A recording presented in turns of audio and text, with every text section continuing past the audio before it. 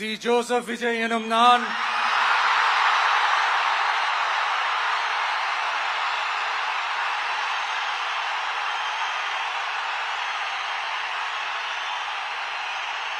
சட்டப்படி அமைக்கப்பெற்ற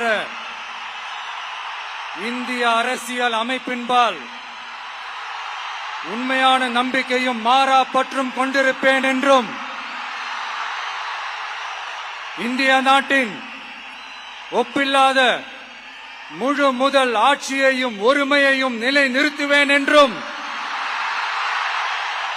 தமிழ்நாட்டு அரசின் முதலமைச்சராக உண்மையாகவும் உளச்சான்றின்படியும் என் கடமைகளை நிறைவேற்றுவேன் என்றும்